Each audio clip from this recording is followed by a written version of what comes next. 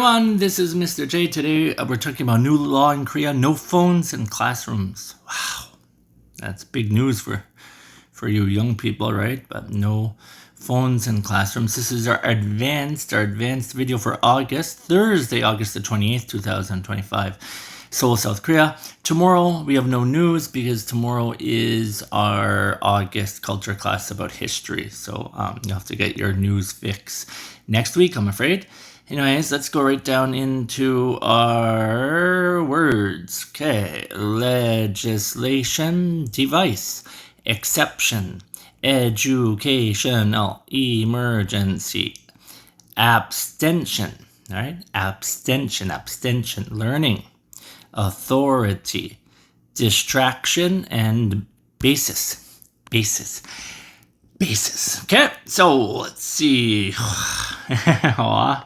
I can't see the kids' faces. I wonder if they're happy or sad or what's going on.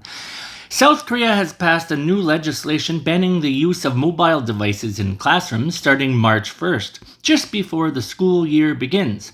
The rule covers elementary, middle, and high schools, though limited exceptions will apply when phones are needed for educational purposes or in emergencies with teacher approval.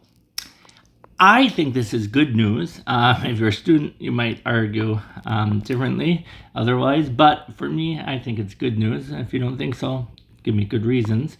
The revision to the Elementary and Secondary Education Act passed with 115 votes in favor, 31, I need my glasses, 31 against, and 17 abstentions among 163 lawmakers present.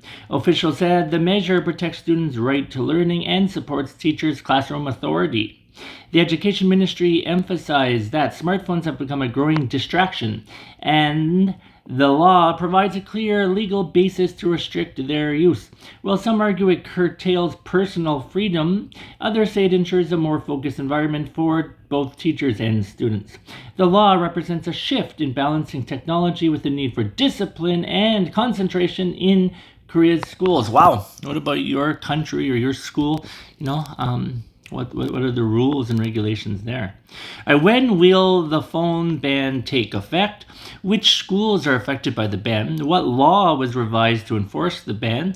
What does the law aim to protect? And what is one allowed exception? All right, today's weather word, fog. We've done this before, but I think it's useful, so we're doing it again. Here, another non-weather fog, right? He's foggy, so we can't think. All right, weather fog. A thick cloud of tiny water droplets near the ground that makes it hard to see. Non-weather fog, a state of confusion, a lack of clarity, or being mentally unclear, right? A state of confusion. Okay, pronunciation easy enough. Here we have the spelling. Fog.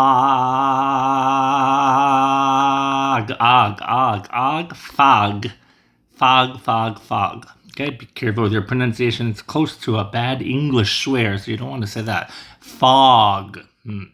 One syllable.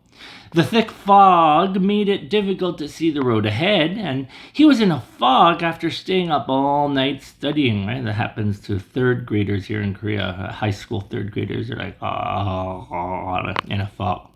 Friday, August the 29th. The weather for tomorrow, Mexico City, Mexico, high of 22, a low of 14. Afternoon, thunderstorms with sunny breaks. Seoul, South Korea, a high of 30, a low of 23, and it will be hot with scattered showers. And Lima, Peru, high of 19, a low of 15, and it will be overcast with persistent coastal fog. That's it. Oh, fog. Wait, see, fog. It's our word of the day. Anyways, that's it, guys. I won't see you tomorrow, but I will see you next week. Have a good one. Bye-bye.